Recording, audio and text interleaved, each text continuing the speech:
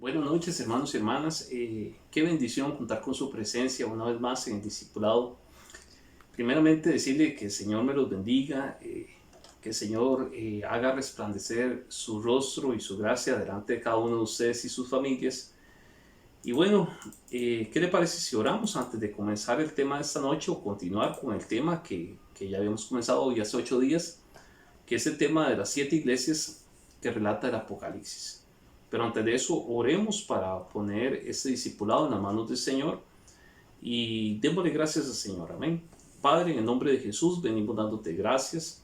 Gracias, Señor, en esta noche. Gracias por una semana más, Señor, que culmina. Gracias, papá, porque tú has sido fiel, tú has sido bueno, tú has sido más que bueno con nosotros. Gracias, Señor, porque hasta aquí, Señor, tú has guardado, Señor, este país, Costa Rica, Señor. Tú has guardado, Señor, a Puriscal, Señor. Tú has guardado, Señor, a cada uno, Señor, de los hermanos y hermanas, Señor. Padre, sabiendo y entendiendo que de ti provienen todas las cosas, Señor. Te damos infinitas gracias, Señor, porque tu misericordia, Señor, día a día, Señor, la podemos sentir, la podemos mirar, Señor. Padre, oramos, Señor, bendecimos cada hogar, bendecimos cada familia, declaramos, Señor, sobre cada persona que nos está viendo, Señor, tu revelación, Señor, tu entendimiento, Señor, que esta palabra, Señor, cale a lo más profundo de nuestros corazones, Señor. Te damos gracias en el nombre de Jesús. Amén, amén y amén. Muy bien, hermanos, como les decía, hoy vamos a continuar en el tema de las 7 iglesias del Apocalipsis. Se recuerda que hoy hace 8 días hablábamos, y tal vez busquemos en la Biblia, Apocalipsis 1, de 19 al 20. Hablábamos que las 7 iglesias del Apocalipsis hay dos interpretaciones y pueden haber más interpretaciones. Recuérdese que la palabra del Señor, uno puede tener varias interpretaciones. Cuando hablamos de las 7 iglesias del Apocalipsis, hablamos en la primera interpretación que en la línea escatológica de tiempo, desde el momento en que el Señor fue arrebatado a los cielos, son 7 iglesias que se iban a manifestar en la semana 69 hasta la semana 70 de Daniel. 7 iglesias que se han ido reflejando a transcurso del tiempo, pero también son 7 iglesias que se van a manifestar en el tiempo final. Y es ahí de lo que venimos hablando ahorita, de esas 7 iglesias que se van a manifestar y ya se está manifestando en el tiempo final. Y tal vez algo que podemos recordar, ya que tenemos que avanzar con la enseñanza, cabe recordar que estas 7 iglesias nos están hablando hacia la iglesia, no precisamente es hacia el mundo o aquella persona que no conoce al Señor, sino están hablando a las iglesias. O sea, que eso es una enseñanza hacia la iglesia. Amén. Entonces vamos a Apocalipsis 1, de 19 al 20. Dice así: escribe pues las cosas que has visto, y las que son, y las que han de suceder después de estas. En cuanto al misterio de las 7 iglesias que vistes en mi mano derecha, y los 7 candeleros de oro. Las 7 estrellas son los ángeles de las 7 iglesias, y los 7 candeleros son las 7 iglesias. Me recuerdo que mencionamos hoy hace 8 días y decíamos que estas 7 iglesias, tal y como lo dice la palabra del Señor, tienen 7 ángeles. O sea, cada una de ellas tiene ángel. Pero algo que llama poderosamente la atención, y ahorita lo que estoy haciendo es una introducción o recordando lo que ya habíamos enseñado, es que en todas las iglesias, en cada una de las 7, se menciona que yo conozco tus obras y que las obras son muy importantes ahorita en este tiempo final. Recuérdese lo que dice la palabra del Señor, que la salvación no viene por obras, pero las obras sí son importantes. Entonces, hablamos primeramente de la iglesia de Éfeso, y esa está en Apocalipsis 2, de 2 al 7. Y nada más recordemos que fue aquella parte, no llamemos negativa, pero sí que se le señala a la iglesia de Éfeso, que es: pero tengo contra ti que has dejado tu primer amor. Y esa palabra, has dejado el primer amor, a muchos se nos enseñó, o muchos ministros predicaron, que ese primer amor era aquella etapa cuando la persona venía, recibía al Señor Jesucristo y entraba en ese primer amor, se nos dijo en dado momento. Entonces, cuando dice aquí, pero tengo contra ti que has dejado tu primer amor, muchos han dicho, es que dejé aquel tiempo de enamoramiento, cuando conocí al Señor. Y eso está mal interpretado, porque ese primer amor que me habla la Biblia, ciertamente cuando uno recibe al Señor Jesucristo, uno vive una experiencia casi indescriptible, o sea, que uno no la puede describir, casi no la puede ni comentar, ni decir la experiencia que uno está viviendo en ese momento. Pero cuando aquí me habla de ese primer amor, lo que dice específicamente sobre la iglesia de Éfeso, se está refiriendo a aquella relación, a aquel servicio, aquello que usted y yo tenemos cuando vamos a la casa del Señor. Y que muchas veces, ponga mucha atención aquí, muchas veces se nos convierte la relación con el Señor y aún la relación con la casa del Señor en algo costumbre, en algo religioso, en algo casi impuesto. Y voy a explicarme aquí. Ese primer amor a que me exhorta la Biblia y a lo que dice y se le señala a la iglesia de Éfeso, que yo le dije que esas enseñanzas son para la iglesia ahorita, que, a ver, que si aquí dice, pero digo contra ti que has dejado tu primer amor, es porque mucha gente en este tiempo va a dejar el primer amor. Y ese primer amor me quiere decir a que puede llegar a ocurrir de que en este tiempo final la gente vaya a la iglesia por costumbre, que llegue a decir, voy a ir cada domingo, pero por costumbre, no porque verdaderamente uno ama al Señor, porque uno quiere ir a la iglesia, porque uno desea ir a la iglesia. Y yo creo, por eso me he detenido un poquito en Éfeso, porque yo creo que aquí se nos va a medir ahorita, después de esta pandemia, después de esta cuarentena. Vamos a ver cuántos van a ir a la iglesia verdaderamente porque aman al Señor, o algunos van a ir, pues, ni modo, por costumbre. Hoy no, voy a ir a la iglesia porque qué dicha, yo ya salí de la casa. ¿O será que verdaderamente vamos a ir o estamos deseando volver a congregarnos porque yo quiero ir a la casa del Señor? Porque ese amor que, como le dije, es una experiencia casi indescriptible, o sea, que no se puede describir, es porque yo deseo encontrarme con mi amado, con mi Señor. Y por eso dice, tengo contra ti que has dejado ese primer amor. Yo no sé que si usted se acuerda cuando usted se enamoró, tal vez si le hablo a los esposos y a las esposas, cuando usted se enamoró, cuando usted, y espero que todavía esté enamorado, ¿ah? Cuando usted se enamoró y vio a aquella princesa, aquella persona que usted pasaba a cualquier persona, pero usted nada más tenía ojos para esa persona. Pero ese primer amor hacía que cuando usted iba a la casa, habían palomitas, así como maripositas dentro del estómago, y usted deseaba ir y encontrarse con esa persona. Pues ahora se nos va a medir. A ver, cuando digamos, otra vez vamos a volver a los cultos y que la gente llegue con expectativa qué va a ocurrir ese día, porque nos vamos a volver a encontrar con aquel ser amado que es el Señor Jesucristo. ¿Será que va a ocurrir o nos va a ocurrir lo de la iglesia de Éfeso? No sé, yo esperaría que verdaderamente no se nos llegue a decir, como se le dijo a Éfeso, pero tengo contra ti que has dejado tu primer amor. Hablamos también, y voy a avanzar porque si no, no puedo exponer las dos iglesias que siguen. Hablamos de Esmirna, y está en Apocalipsis 2, del 8 al 11.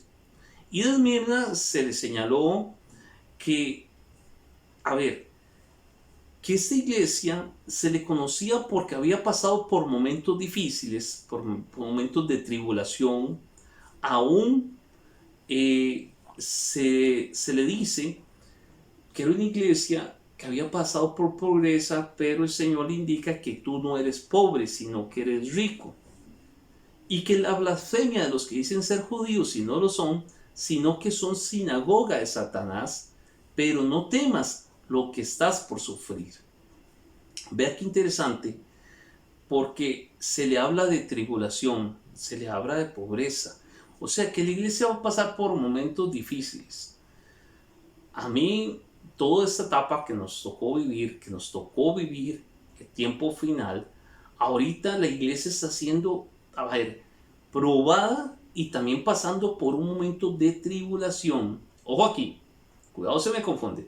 Por un momento difícil, tal vez no voy a utilizar la palabra tribulación porque si no, alguno piensa que ya estamos allá en aquellos primeros 3 años y medio. No, no estoy diciendo eso. Estoy diciendo momentos difíciles, momentos en los cuales el pueblo del Señor pasa por una angustia, por una aflicción, por una opresión. Y eso me indica que verdaderamente esta iglesia llegó a sentirse mal y casi llegó a tomar aquello casi como una pobreza. Y le dice, pero no, tú eres rico. La iglesia es rica en este momento. ¿Qué pasa con esta iglesia? Esta iglesia es la que ha perdido la fe.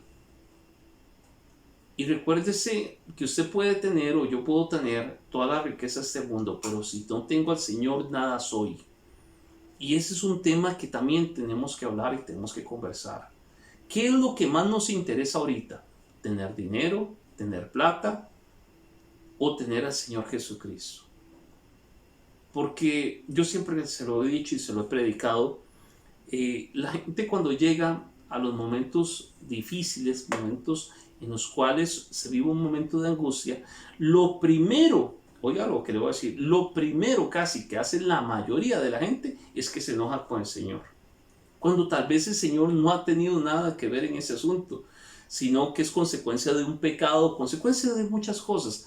Pero hay que saber que el Señor siempre va a estar con nosotros, que el Señor siempre nos va a bendecir y que el Señor siempre nos va a proteger. Amén. Entonces, esta iglesia cayó en ese punto, en que cuando estoy bien voy a la iglesia, en que cuando estoy bien voy a orar, en que cuando estoy bien verdaderamente voy a servirle al Señor, pero cuando se me vienen los momentos difíciles, o sea, cuando suenan los chicharrones, ahí salgo corriendo. Y hasta me enojo con el Señor y la iglesia y con el pastor y con media humanidad.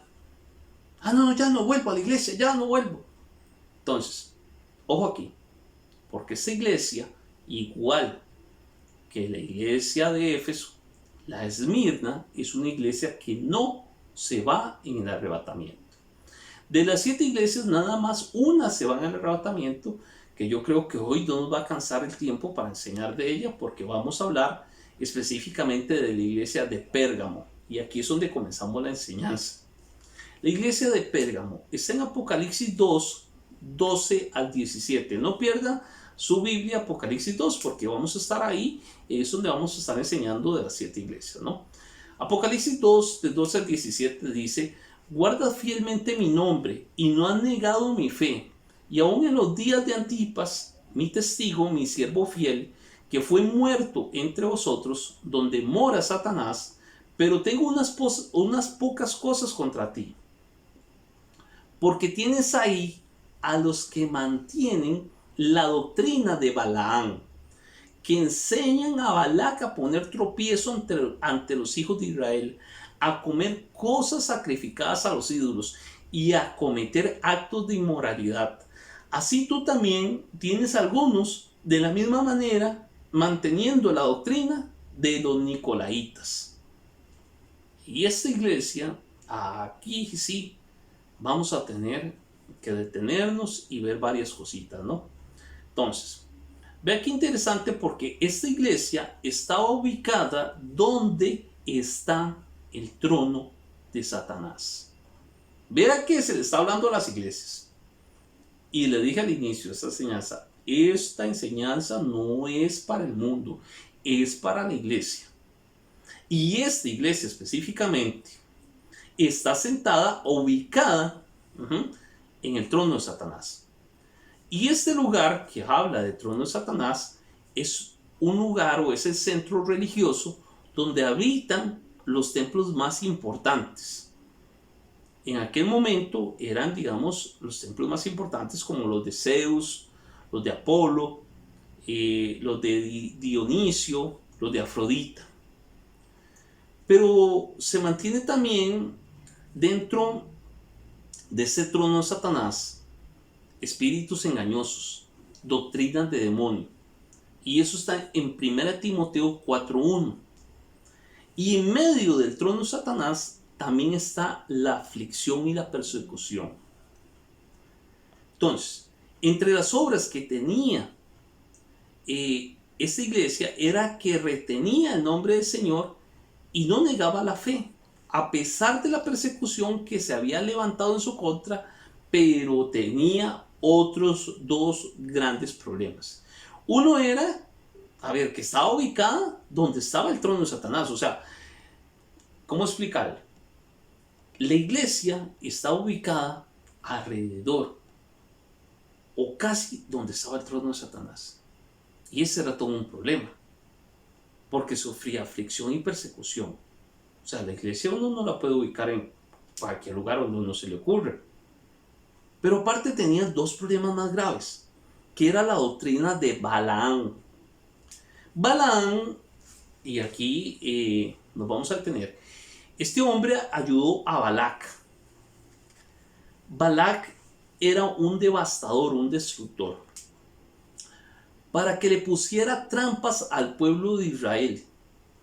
Y le dijo que la única manera de maldecir al pueblo era haciendo que ellos pecaran, y entonces no tendrían necesidad de actuar, porque sería Dios quien se enojaría contra ellos. Vea qué doctrina más devastadora, qué doctrina más destructora. Y esa doctrina estaba en medio de esta iglesia. O sea, que este hombre le ayudó a Balac a ponerle trampas a todo el pueblo de Israel.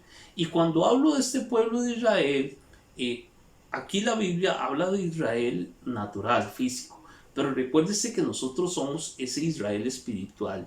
Y por eso tenemos que cuidarnos mucho ahorita de falsas doctrinas, como la de Balaam, que llegan a un punto, y aquí yo espero en el nombre de Jesús estarle hablando a usted. Esta doctrina de Balaam se va a manifestar mucho en el tiempo final. Y usted dice, espérese, ¿cómo es que se manifiesta? Ya se lo voy a explicar. Se manifiesta de la siguiente forma. Son ministros o ministras, falsos ministros y ministras, que vienen y hieren a la iglesia y hacen tropezar a la iglesia. Y a través de ese tropiezo y a través de esa herida, la gente sale de esas iglesias, pero no precisamente para bendecir el nombre del Señor, sino que la persona que sale, el enemigo, logra su objetivo y esa persona sale de ahí totalmente defraudado o defraudada y no se quiere volver a congregar. Y ese es el plan del enemigo. Y por eso es que nosotros no podemos aceptar que en nuestras iglesias llegue este espíritu y esta doctrina de Balaam, porque es totalmente devastadora y destructora. Esta doctrina de Balaam va a robar la fe y va a robar totalmente y destruir la verdadera doctrina. La verdadera doctrina, que es la doctrina del Señor Jesucristo. Por eso nosotros, nuestro fundamento tiene que estar en el Señor Jesucristo.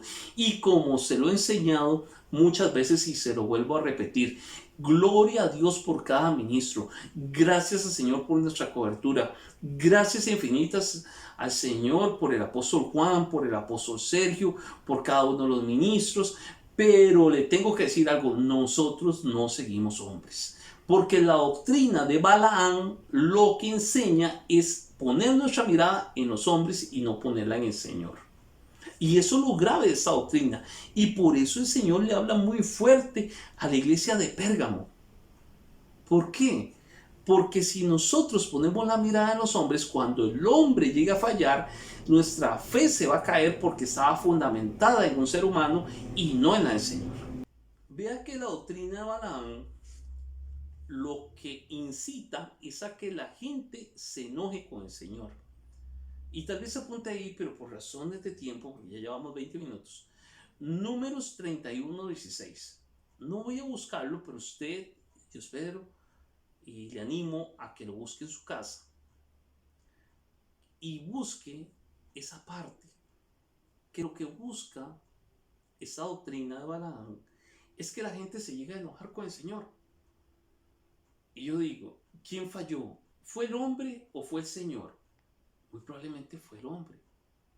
Todos somos seres humanos, nos podemos equivocar, pero el Señor nunca nos va a fallar, el Señor nunca se va a equivocar.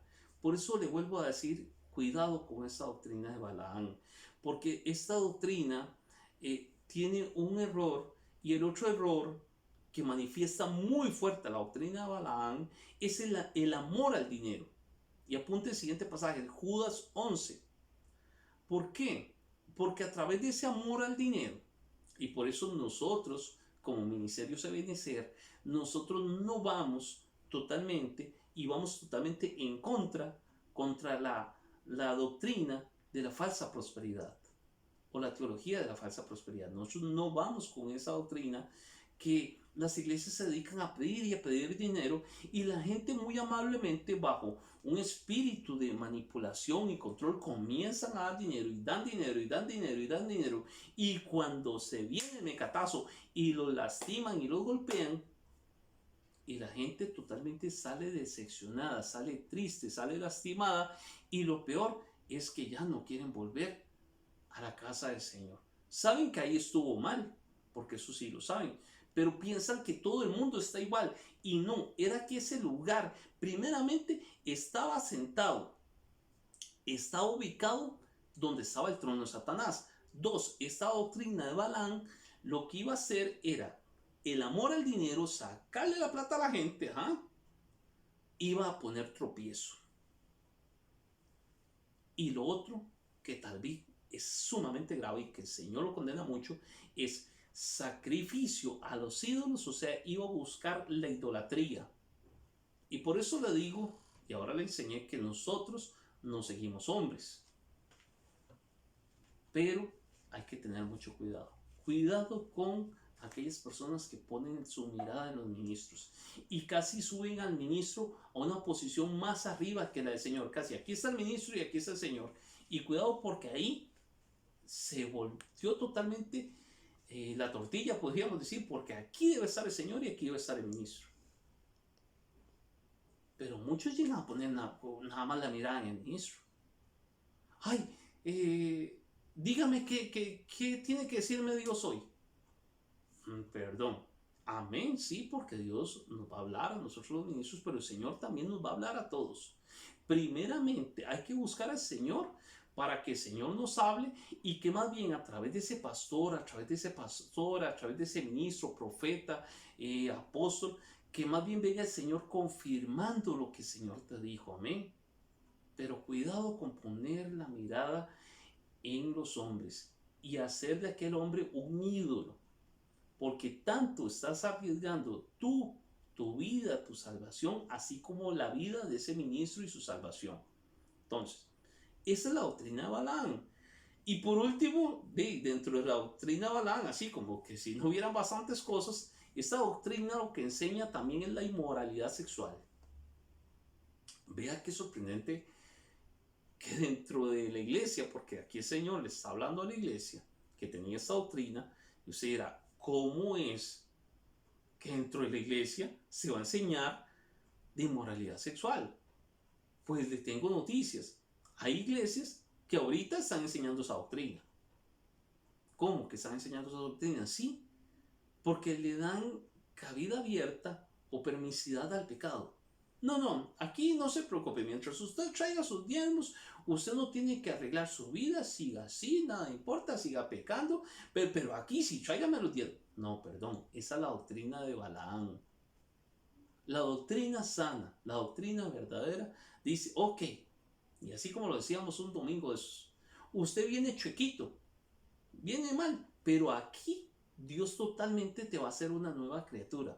un nuevo ser, y aquí vas a derrumbarte, y aquí vas a volver al camino correcto, y aquí te vas a santificar, y aquel viejo hombre se va a ir.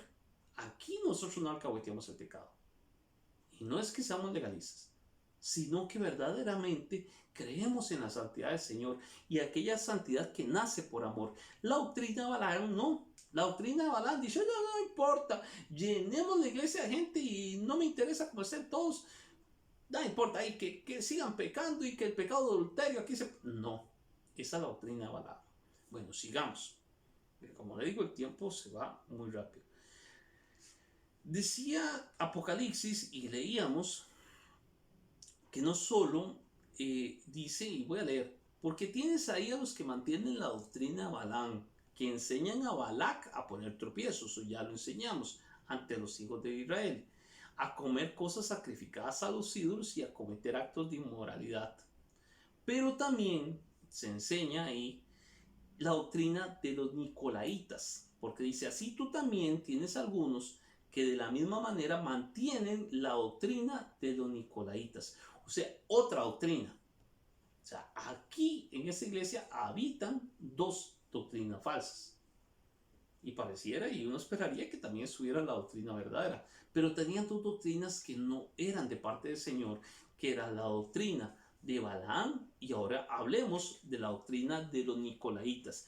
¿Qué es la doctrina de los nicolaitas? Los nicolaitas eran, a ver, se había llamado así ya que ellos administraban la reacción de las viudas, y tal vez vayamos ahí, sí, vamos a Hechos 6 para entender bien cuál es la doctrina de los nicolaitas. Eh, Mucha gente lo relaciona y también dice que tiene que ver con Nicolás.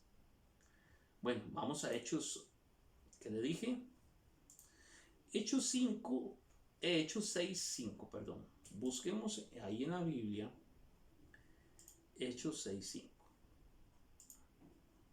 Espero con el Señor, que el Señor nos esté hablando a todos, porque a mí estos temas me apasionan mucho, porque si usted los ve son iglesias que se están manifestando en este tiempo final, pero hay que estudiar esto porque tenemos que cuidarnos de todo esto.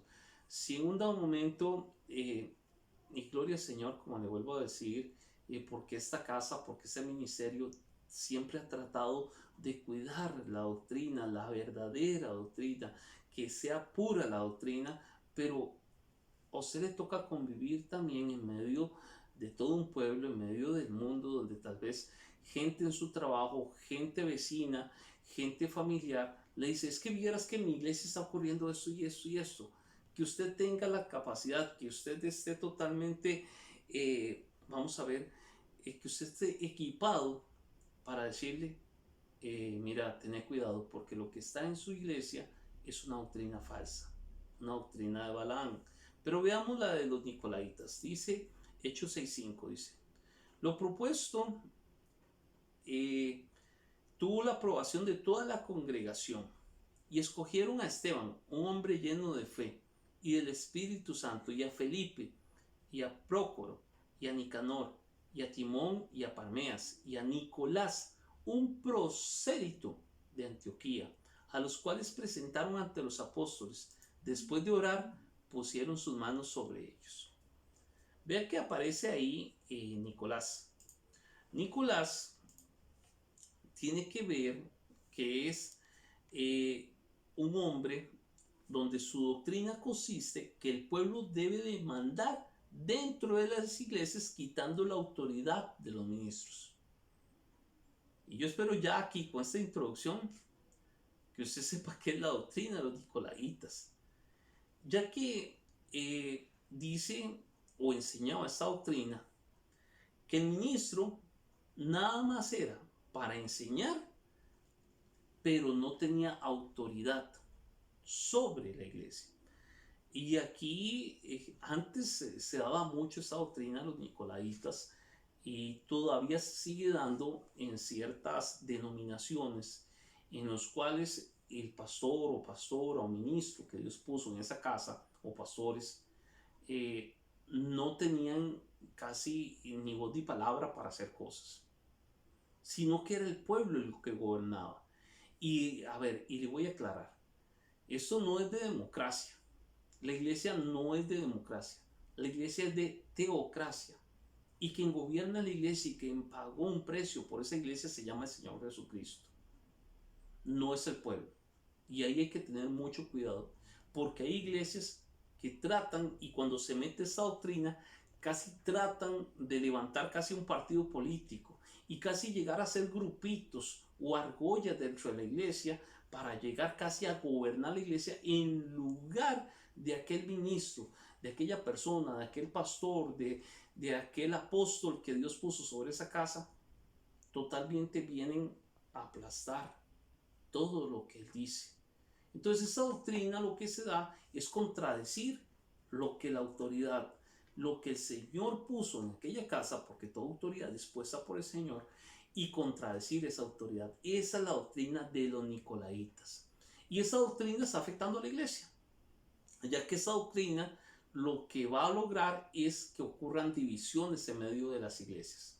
Entonces usted verá que se levanta un grupo de personas a contradecir al ministro, al pastor, al apóstol, a aquella persona que Dios ha puesto sobre aquella casa, a contradecirlo y más bien comenzar a través de murmuraciones a dividir la iglesia y separar la iglesia. Y ahí es donde salen algunos pastorcitos que uno dice, ¿y ese pastorcito dónde salió? ¿Y quién llamó a este pastor? Y pareciera que no lo llamó el Señor Jesucristo, sino que lo llamó el mismo pueblo. Y entonces desde ahí comienza a llamar la iglesia. Iglesias que han nacido por divisiones y todo, perdón que se lo diga, no van por buen camino. Esa iglesia tiene que venir toda la iglesia y el ministro o cabeza de esa casa a los pies de Cristo, porque no nació bien. La iglesia verdadera del Señor Jesucristo primeramente va a nacer por un llamado y va a ser un enviado el que llegue a aquella casa y a aquel pueblo y a aquel lugar a establecer una iglesia bajo el orden del Señor. Ya le dije, el orden del Señor no es la división. El orden verdadero del Señor es que el Señor pone la mirada sobre un lugar, sobre una ciudad, sobre un pueblo, y Dios mismo se encarga de enviar a un ministro para que pueda equipar ese pueblo, para que pueda hermosear a su novia y se vuelva a convertir en su esposa. Amén. Hablemos en los siguientes 8 minutos que me quedan. Hablemos de la iglesia de Tiatira. La iglesia de Tiatira está en Apocalipsis 2, 18 al 29. Y tal vez voy a leer del versículo 20 en adelante, dice. Pero tengo esto contra ti, que toleras, híjole, y aquí yo creo que no vamos a hablar en los siguientes 8 minutos. Nada más comencé a leer y ya dije, no creo que veremos 8 minutos. Dice, porque tengo contra ti que toleras a esa mujer Jezabel, que se dice ser profetisa, y enseña y seduce a mis siervos a que cometan actos inmorales y que coman cosas sacrificadas a los ídolos. Vea que se parece mucho a la iglesia que hablábamos ahorita de Esmirna. Pero bueno, esta tiene aún más cositas. Porque dice, pero a vosotros, a los demás que están en Tiatira, a cuantos no tienen esta doctrina, que no han conocido las cosas profundas de Satanás, con ellos las llaman, os digo, no se impongan otra carga. La iglesia de Tiatira es muy interesante estudiarla porque el Señor mismo le dice, tengo contra ti que toleras a esa mujer Jezabel, que se dice ser profetiza y enseña y seduce a mis siervos a que cometan actos inmorales y que coman cosas sacrificadas a los ídolos. Ve que muchas de estas iglesias, la idolatría está en medio de la iglesia. Pero bueno, Jezabel, ¿quién es Jezabel? Mucho se habla de Jezabel. Creo que si uno hiciera una encuesta a nivel de todas las iglesias cristianas, yo creo que todo el mundo conoce a Jezabel. Y algunos la tienen ahí adentro habitando, ¿no? Entonces, Jezabel había enseñado y seducido a los siervos, a los cuales que fueran a participar del sincretismo o del sistema filosófico que se trata de conciliar distintas doctrinas y que se participe de la fornicación. En esta iglesia hay algunos asuntos que tenemos que ver. Número uno, que participaban de las profundidades de Satanás. Y esta iglesia hay que tener mucho cuidado.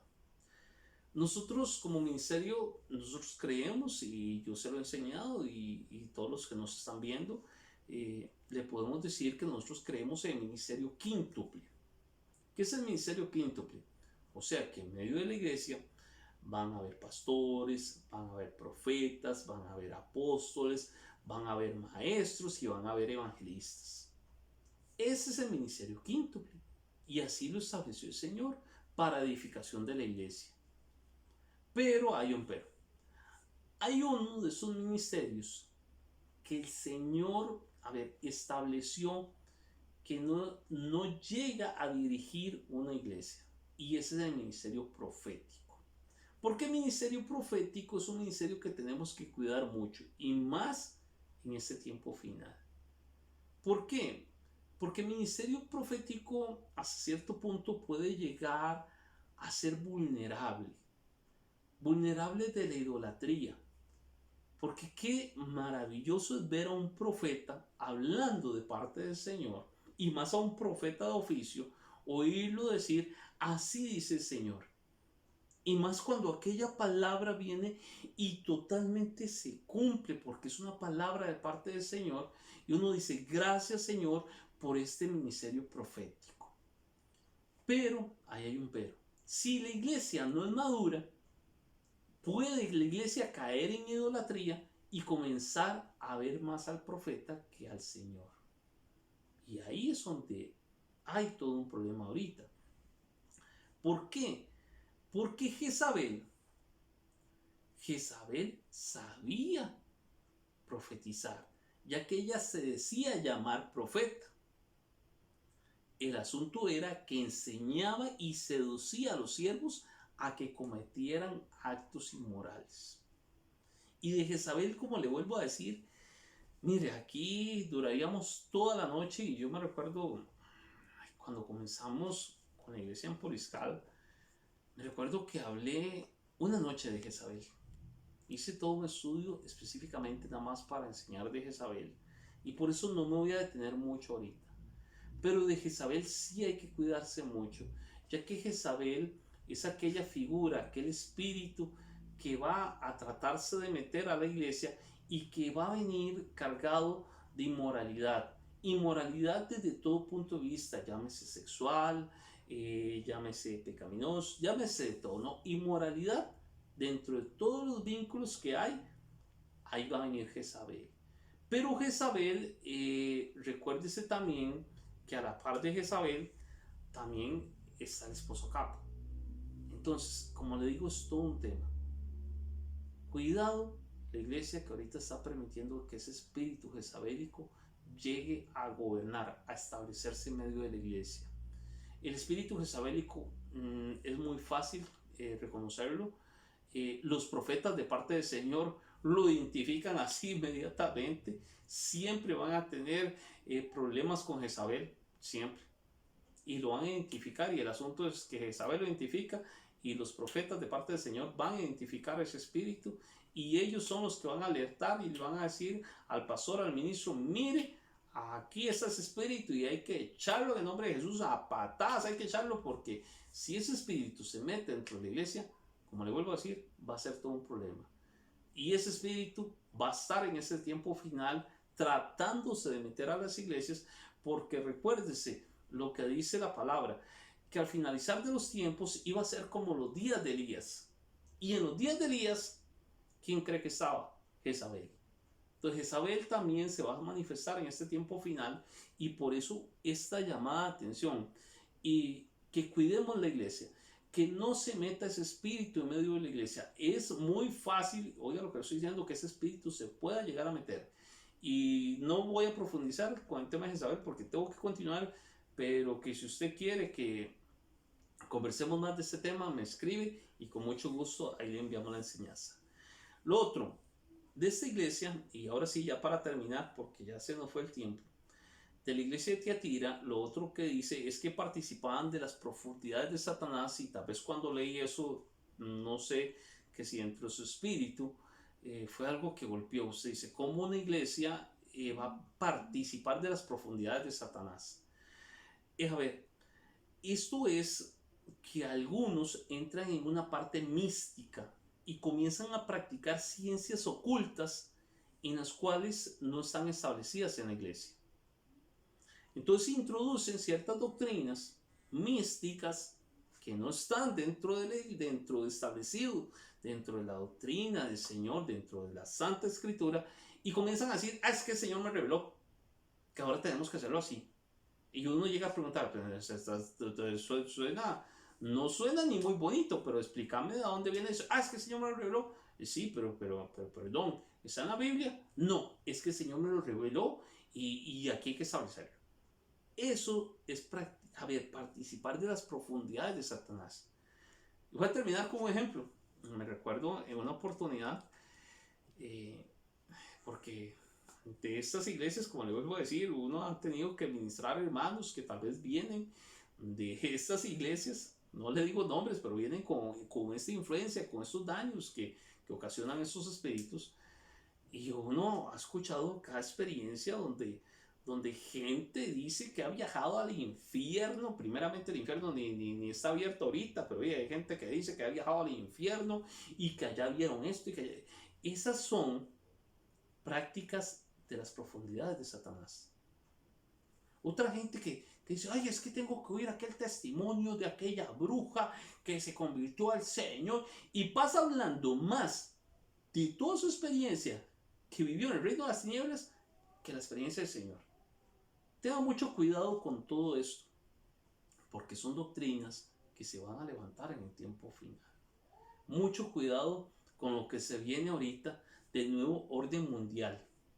Tengan mucho cuidado con el ecumenismo, con esa falsa unidad que se quiere dar ahorita de una sola religión.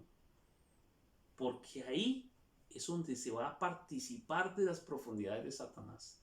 Tenga mucho cuidado, porque esos son los tiempos finales, tiempos gloriosos, siempre se lo he dicho, vamos a vivir y estamos viviendo tiempos gloriosos de parte del Señor, la iglesia del Señor Jesucristo, pero también son tiempos muy peligrosos, que si no estudiamos la palabra del Señor, así como la estamos estudiando, analizando cada una de las iglesias, porque tal vez usted dirá, yo conozco una persona así, yo conozco otra persona allá, yo conozco... Sí, porque esos son los tiempos finales. Y por eso le dije que estas 7 iglesias hay que estudiarlas. Hoy vamos a llegar hasta esta iglesia, porque ya el tiempo se nos fue. De hoy en 8 vamos a hablar de la iglesia de Sardis y la iglesia que se va, la iglesia de Filadelfia. Y muy probablemente terminemos hablando también de la iglesia de la Odisea, para ya terminar las 7 iglesias. Pero bueno, por lo demás, bendecirle. Y nada más permítame un minuto, vamos a orar, dándole gracias al Señor por esta noche. Y gracias a usted, infinitas, que nos acompaña cada noche en el discipulado. Esperamos vernos prontamente, yo creo que sí, ya prontamente nos vamos a ver, no sé cuánto, pero en mi espíritu creo que prontamente nos vamos a ver, así que deseamos prontamente vernos y poder compartir, porque yo sé que el discipulado genera muchas preguntas y a veces la gente no se acostumbra a este tema virtual y no le manda a uno las preguntas, pero ya presencialmente ahí todo el mundo levanta la mano y se convierte muy dinámico y muy bonito el discipulado. A mí me hace falta ese tema de que la gente pregunte y todo, porque como seguro le da vergüenza seguro enviar las preguntas, pero que si usted tiene alguna duda, alguna pregunta, hágala. No se quede con esa duda ni que se quede con esa pregunta. Amén. Igualmente les invitamos mañana a las 10 de la mañana al culto. No falte. Mañana no falte. Amén. Vamos a orar. Padre, en el nombre de Jesús te damos gracias. Gracias por tu palabra maravillosa. Gracias, Señor, porque tú nos estás hablando de qué tenemos que cuidarnos. Señor, en el nombre de Jesús oramos para que tú nos guardes. Que nada, Señor, nos llegue a afectar en este tiempo final. Padre, oramos, Señor, y desde ya le cerramos toda puerta, Señor, a todo espíritu contrario a tu Espíritu Santo, Señor. Oramos, Señor, que la sangre de Cristo sea sobre mis hermanos, sobre cada persona que nos está viendo, Señor, la sangre de Cristo sea sobre ellos, Señor. Guarda la iglesia, Señor. Padre, que no caigamos en estas falsas doctrinas, Señor. Padre, no permita, Señor, que en esta iglesia, Señor, se caigan esas falsas doctrinas, Señor. Padre, que más bien, Señor, se pueda vivir aquel primer amor, Señor. Sabemos, Señor, que prontamente volveremos a tu casa. Gracias por este tiempo, Señor, que hemos podido, Señor, estar en nuestros hogares, Señor. Que más bien ese tiempo, Señor, ha sido un tiempo para que se establezca un altar en medio de nuestra casa, Señor. Pero prontamente volveremos a tu casa, a alabarte, a glorificarte, Señor, a llegar, Señor, con ese amor a tu casa, Señor. No permita, Señor, que ese amor, que ese fuego, Señor, se apague en mí, Señor, y ni que se apague en toda la iglesia, Señor. Padre, yo te doy gracias, bendigo a cada hermano y cada hermana, Señor, que nos ven en esta noche, y cada familia, Señor, guárdala, Señor, bendícela, Señor, en el nombre de Jesús. Amén, amén y amén. Mis hermanos, que el Señor me los bendiga, que el Señor me los prospere y que el Señor haga resplandecer su rostro sobre tu vida. Amén. Bendiciones, les esperamos mañana a las 10 de la mañana.